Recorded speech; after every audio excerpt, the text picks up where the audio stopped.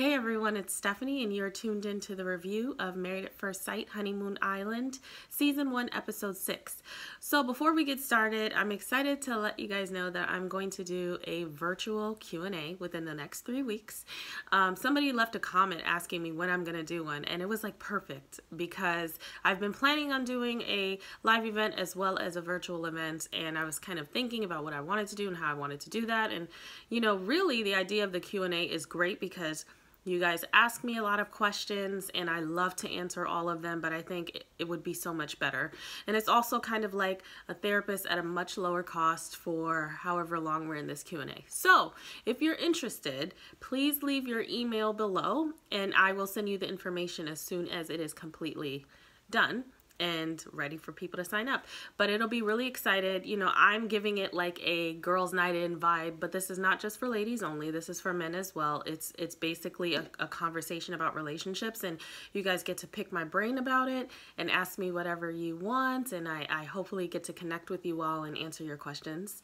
So yeah, just let me know. Definitely put your email and let's get started with the review. So the last episode was focusing on spirituality, and I kind of enjoyed this episode because it offered a little more depth than we had been seeing. So I'm going to kick it off with Katie and Eric. Hi, Katie, because we don't see much of Katie and Eric, so much so that I kept calling her Kristen the last review, and we don't know much about them. And I was thinking, like, why am I forgetting her name? But it's because the viewers really don't get to see her and Eric, and so we haven't really connected. But this episode, they really had a lot to discuss. Pastor Cal met with Eric and was talking about, what he really thinks about her and if he sees a future with her and can, she be the one for him? And he says yes, and it was interesting to see that. Once again, we're not seeing their dynamic a lot, so it's hard to connect with anything that he would say just because we don't know. But he's saying yes, so that's great. His apprehension is about his travel schedule. So what he says is that, he travels a lot, he has to travel for work, and so basically he's back and forth. And the idea of it is, romantic and exciting. I travel. Even for people who travel, when you get together in a relationship, it sounds like, oh, we'll work it out. Well, it is a lot tougher to work out when, real life comes about. And that is the issue that he has always found with his exes, and which has created exes, because people can't really handle the distance. And there's a lot that goes in with being with someone who travels a lot, trust being like the main factor. And I think that you have to know if you're built for it. Some people are built for it. They're fine. They can do their own thing, and, they trust each other, have a strong foundation. And some people just cannot deal with that. And you just have to be honest about who you are rather than romanticizing the idea that, oh, I'm okay if my partner travels. Some people don't deal well with that. Some people are okay with that.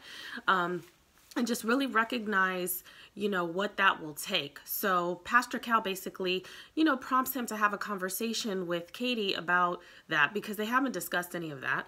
I don't know why, but at this point they haven't discussed any of that. So they have like a little picnic, and he talks to her about, the traveling, and Katie basically says, I'm open. She says something along the lines of like traveling once a week or being home once a week, or she'd be okay with him being gone once a week. But she seems pretty flexible, and that is what she's gonna need to be, because he's presenting himself in this way that, okay, this is kind of what it is and this is how I work. And the reality is sometimes it won't be convenient. Sometimes it will be annoying, whether you're okay with it or not. But it's good that they're creating this dialogue, because this is like the meat and potatoes of kind of what they're going to need to know about their dynamic. Because it is something that takes work. And, I like that she said, I want you to be available XYZ times. And, if we could at least talk on the phone a lot, because what she's saying is, I'm flexible, but I still need to be made a priority. And if you are with someone who travels a lot or who has a very demanding career, life is what it is, but you also have to be a priority in the relationship. And especially just from a woman's perspective, that, you know, showing us that means so much. And there's way more flexibility that we're willing to have, if you know, if you're a good person, that would allow us to be able to deal with some components, knowing that we're number one. And that's something that not only you say, but you show, and it's shown energetically. So she will pick up on if he's, you know, not serious, or even if he's traveling and having to be in different places to continue his career, values her and prioritizes her enough. So it was good to finally see them and see them having like a real meat and potatoes kind of conversation, and not so surface. So, you know, I want to see more of them, because that's the way that I will connect with them. And I think that's the way that we all will connect with them, because now I've never spoken this long about them, but now there's a lot to say, and there's a lot that, you know, we can learn from as we watch this couple and these couples. So that's Katie and Eric. So great, good stuff. So next is Chris and Jada. Chris and Jada, in terms of spirituality, to me, they seem to be on the same page. Their verbiage is very much the same. They reference God, they reference faith, they reference prayer. So it was good to just see that, you know, because people say equally yoked, and I think that that's really important. And it's not just biblical or faith-wise. I think equally yoked means, you know, equal in the same space with a lot of like those foundational things. You know, opposites attract in a lot of ways, and there's some big hot button issues like, you know, religion or faith and politics and, you know, your moral compass that may be a deal breaker for you. So they seem to be on the same page, but I knew they would be. So I wasn't really worried with, oh, are they going to vibe together in this space? I knew that they already clicked together. They had a pretty easy peasy episode. They did something that, you know, earlier on in the episode, they were discussing, they had this whole beach ceremony where they talked about the things that they feared and the stuff that they were going to leave behind. And so Chris is scared of heights and Chris is scared of trust. And so his activity, or their activity together, was to go on this ride, but it was like very high. And he really, like, he literally turned into a little kid with her.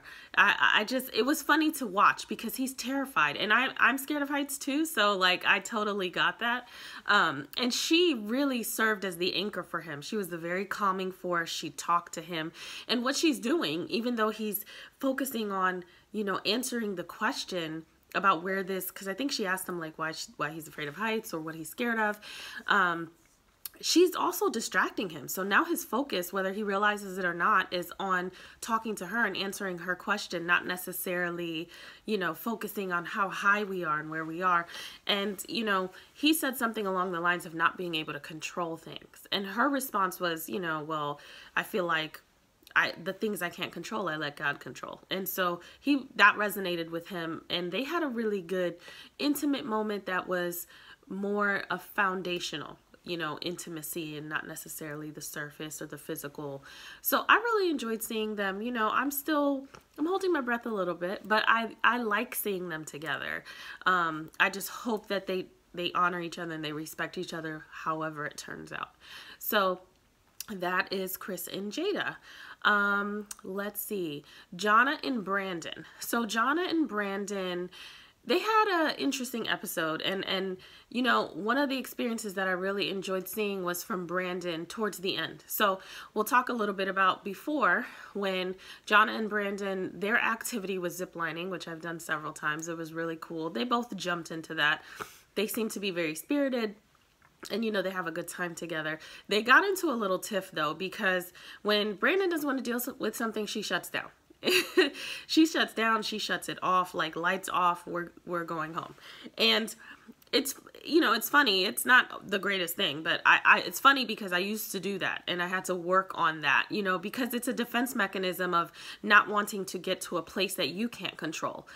So they're discussing, you know, well, he's attempting to discuss faith with her, and he's talking about his background, and he grew up a certain way, and he's just, you know, Jonna's pretty much an open book, and, you know, Brandon is a little more reserved, and she just was not comfortable discussing religion, so she didn't discuss it. And she just talked about how, the hot button conversations like religion and politics are things she stays away from. And of course, Jonna, being the complete opposite, is kind of struggling to understand that, and she shuts it down and she walks away, and that's done. And so we find this like behavior where you see her getting more comfortable with Jonna and being more open and moving at her own pace, but moving nonetheless. And they, move to talk to Pastor Cal because the guys hang out together, and, Jonna is like all in. And he's worried that he's throwing himself all in to someone that he's not sure if they're all in, but he wants to, if it's up to what he wants to do, he wants to commit to everything, but he's a little apprehensive because he doesn't want to get hurt because he's not sure the space that Brandon is in. And so they end up meeting with Pastor Cal, and, Pastor Cal, I think, is amazing at what he does. I think he is one of the best people to do what he's doing, the way he's doing it, because he really connects well with people.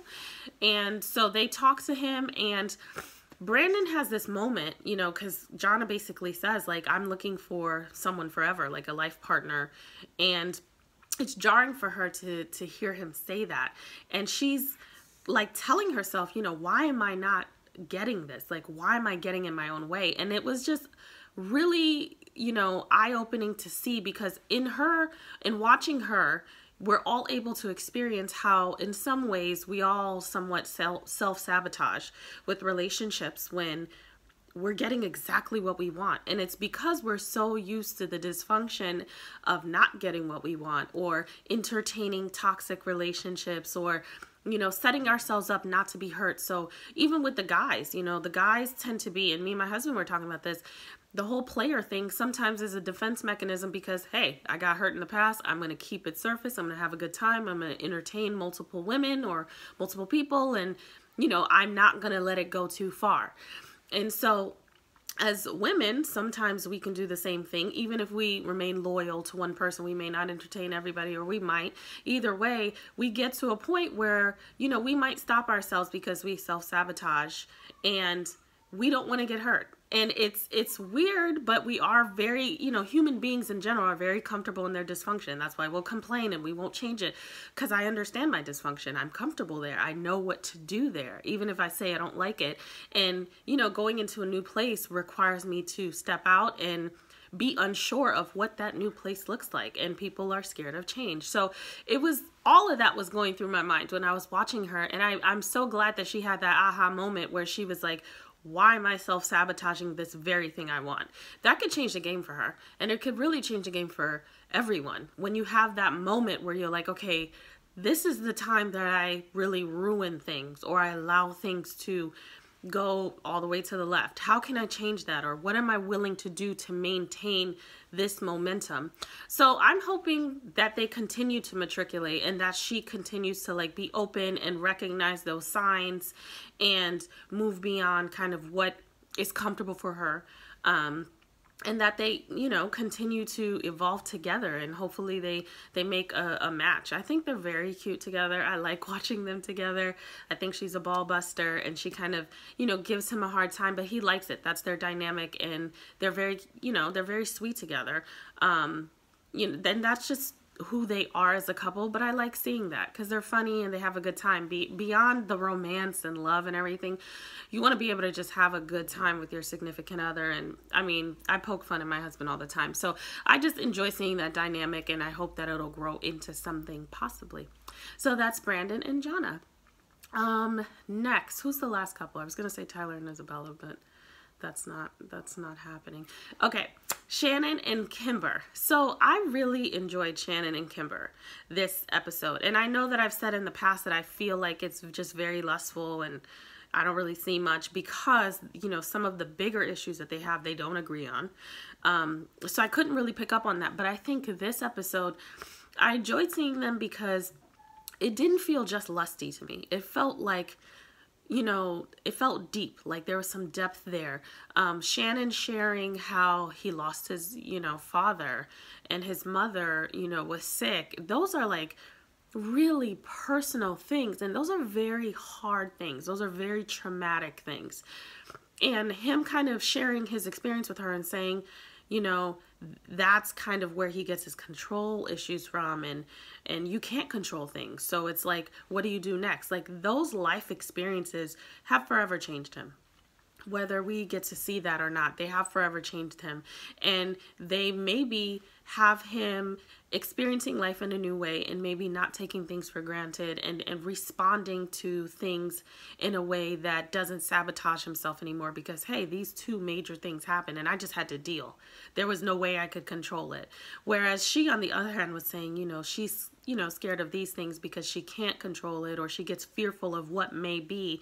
And he, on the flip side, is like, I can't even get fearful of what may be anymore, because I've been there, done that, had to get through it. So those are like beautiful lessons that they can help each other, where she might be able to pull him back and he might be able to pull her forward, saying, listen, you got to move on because life happens. And I don't know, those things just really resonate with me, because it happens with family and friends and your spouse, and you kind of have to learn to move through it. And what it becomes, the journey becomes about what you do throughout that process and to get through it, not necessarily why is this happening, because sometimes you just don't even have that option.